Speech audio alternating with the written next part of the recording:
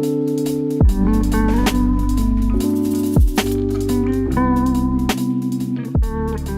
friends, welcome back to my channel. It is Drew here from Lone Fox, and today I'm filming my first ever video in the new apartment. Well, it's not my first ever video because I've done like the moving vlog and the empty apartment tour. This is the first video that I'm actually filming that's kind of like back to my usual schedule of content. I am filming a DIY video for you guys today, which I have missed DIYing so much you don't even know. Like, I have not created a project in a couple of weeks, honestly, because the whole process of packing and moving and unpacking and settling in is just kind of like, you know, it's a couple week process. Today I'm creating 4 super cute, budget-friendly room decor DIY ideas, and these are all projects that I actually had supplies for in my home. I did not go out and purchase any supplies. I didn't Amazon anything.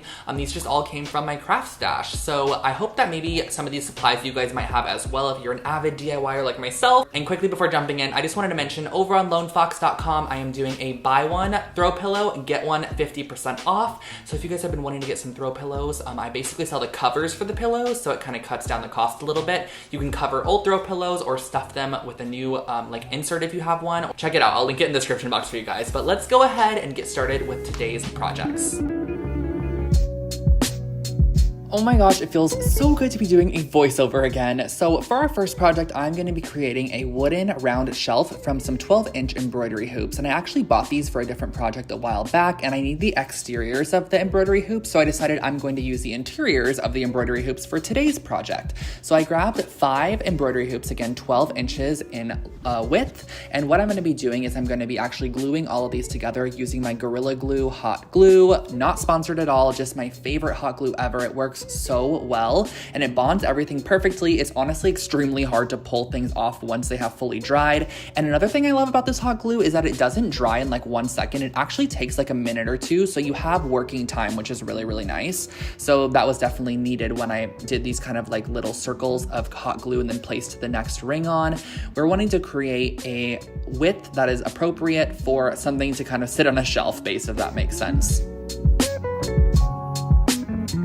Once we're done with that, I actually had this yardstick in my room, and I've had this in there for so long. I bought it a long time ago, I believe, for fabric, and I just ended up never really using it. So I'm repurposing it into shelves for my shelving system. So how I'm doing this is I'm just measuring the width of the shelf that I want to add, and I'm using this little cutter here, or saw, it's not a cutter.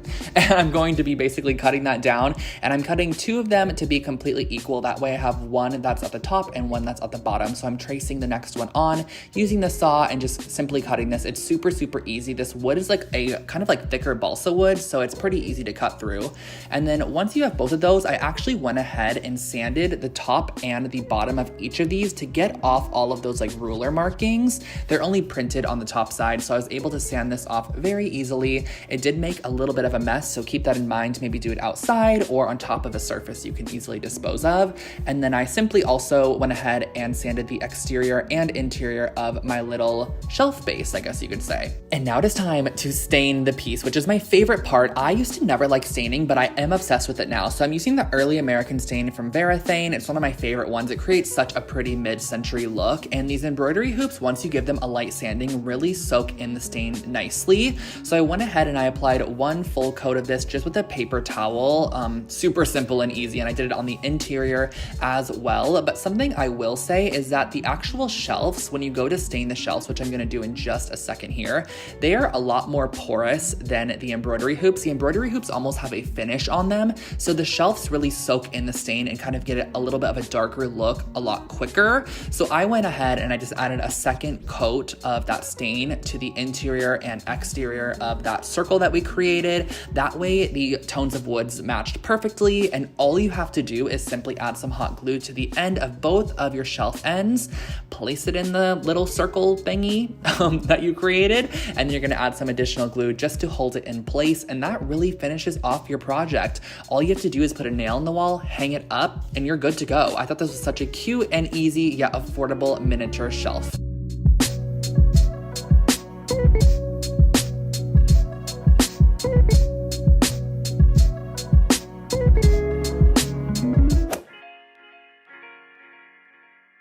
All right, so this is the project any of us can do for sure. This is literally probably the 4th or 5th piece that I've ever painted in my life. I am not a painter, so this is super simple, and it was also extremely fun. So I grabbed an 11 by 14 canvas, and I just gave it a coat of a tan paint. I kind of wanted to use these very retro colors, and I went off this inspo image, which I will link below, from Pinterest that I found, and I kind of wanted to create like a version of this with some retro colors. So I mixed up some reds, yellows, oranges, and like peachy toned colors, just basically very warm hues that I thought would look kind of complementary with each other. And I also added in a pink in there, and I started off at the bottom. I'm creating my first layer here, which is going to be the lowest edge of what could be mountains or sunset, whatever you want it to be basically. And what I suggest doing is kind of painting your line first and then using a super precise brush to just get that line super crisp. So you're going to want that edge to look nice and crispy, and it just takes like patience, honestly. You're also going to want to get those sides. So when you move into your next one, this is just very organic, which I love. There's no rhyme or reason to this. I'm using, again, like a super tiny brush just to make that edge super precise. So I'm going to go ahead and I'm going to basically fill in this section. And something else that's nice is you can kind of clean up your layer underneath using your paint for the layer above. So as you can see here, I kind of went in and just very delicately painted on top of there and then filled it in completely with that orange color. The process is really repetitive from here. So next I went in with kind of like a golden sunflower tone, and I'm adding in my third layer. Again, just going in and just brushing on very carefully and just making sure that I'm making my line very, very crisp. That is just the key thing to make this look very, very nice. And I've said very, very 800 times. You guys know what I mean. I just want this to look pretty, you know? So I'm going in and just taking my time and creating a nice crispy line, if you will, along that edge. I'll just let you guys watch this because it's kind of satisfying, and I think you guys understand exactly what I'm doing.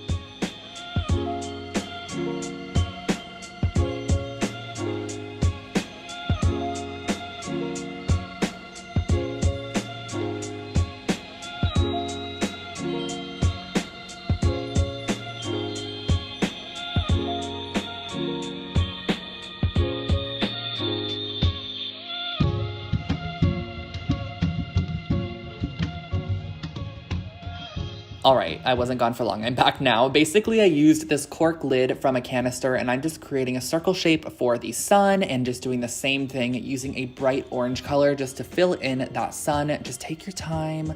I kind of messed up the sun, but I was able to fix it. And always keep in mind, if you mess it up a lot, you can just take your tan color that was the base and fix it. But once you are completely done, allow it to dry, and this is your finished canvas.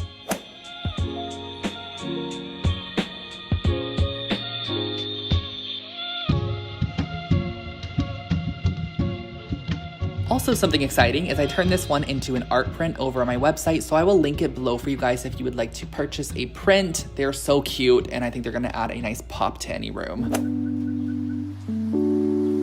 Moving right into project number 3, I'm going to be using some clay and a glass container. So I grabbed 3 equal chunks of the clay, and I'm going to be rolling out some tubes of this clay, about a 1/4 inch wide, and I'm wanting them about 14 inches long. But this is going to definitely vary based off the canister you guys are going to be wrapping this around. So you're going to see what I'm talking about in a second. But for me, I needed about 14-inch long by a 1/4 inch wide tubes of clay because we're going to be braiding these. So you're going to connect all 3 at the top and just do a very, very simple braid. I don't even know how to verbally explain how to do a braid, so I feel like if you don't know how to do one, it might be best to either watch what I'm doing or search a braid tutorial because it's literally right over middle, left over middle, right over middle. I think I just did it, honestly. It's right over middle, left over middle, right over middle, left over middle. Once you have that done, you're going to start wrapping it around your canister from the bottom. So all I did for this was I kind of pressed it on there, and then I just tweezed off or pulled off any excess clay and kind of mashed it on to my container. Now, this was actually a Palo Santo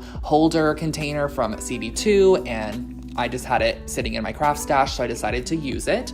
And I decided to create a full-on like braided vessel. So how I did this was I just started it in the backside again where we kind of had that seam, because you're gonna have a seam sadly, but it's just put it on the backside and no one will know. So I did a total of 4 of these braids that wrapped all the way around, and once you start connecting them, they actually look like they are fully woven together. And it is such a pretty, like organic, yet textured effect. Like I just love the way that this looks.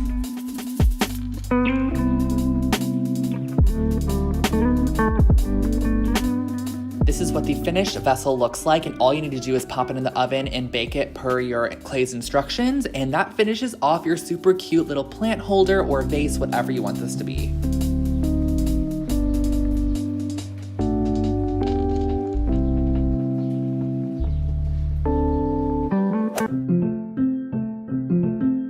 For the last project, I was inspired by these Anthropologie wall hangings. I just love these, but they are so expensive. So I was like, let's make our own version for a lot less. So basically, I had a lot of the supplies already. I started off with a 6-inch and a 10-inch brass ring, and I also used this dowel here. But what I'm gonna start off by doing is actually using a very fine silver wire. This is a 26 gauge floral wire. You can find it in like the floral section. And I'm gonna be wrapping the smaller ring, and I'm only gonna be wrapping half of the ring. I essentially wanna give this like a nice contrasting mixed metal look, if that makes sense. And next what I'm gonna do is I'm gonna grab my dowel and I'm going to be wiring this onto the ring. So this is kind of hard to explain, but I'm just going back and forth and kind of creating X shapes to wire the dowel down to the ring.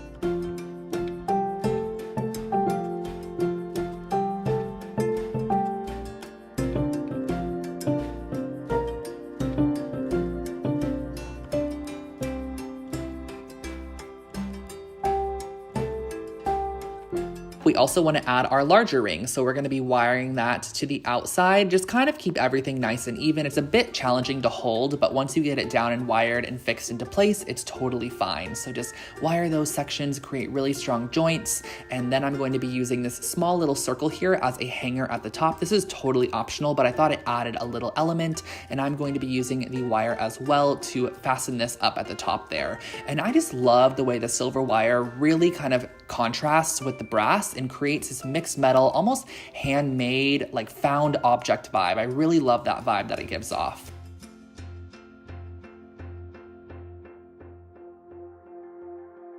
I grabbed my yarn, which is like a really thick roving yarn. I love this yarn here. I'll link it below. It's from Amazon. And I went ahead and I cut, I believe, 6 1-yard sections of this yarn. And I'm going to be doing 1-yard sections on the bottom here. And then I'm unraveling some pieces, not all of them at all. And I also decided to add some wooden beads just to add a little bit more interest. And I just kind of just randomly placed these. I had no kind of like instruction manual for this. I just placed them wherever I wanted and just went with the flow of it. I just love the way you can really create your own piece with this. And I added the beads just to add a little bit of texture and bring back a little bit of warmth as well. And this yarn was also a really nice kind of like oatmeal tone, which I loved. And I just think the beads added such a fun element. And then I also added some smaller pieces of yarn to that second ring, and this really finishes it off. Just add your beads as you think look necessary and just split up the yarns if you need to, and that finishes off your wall hanging.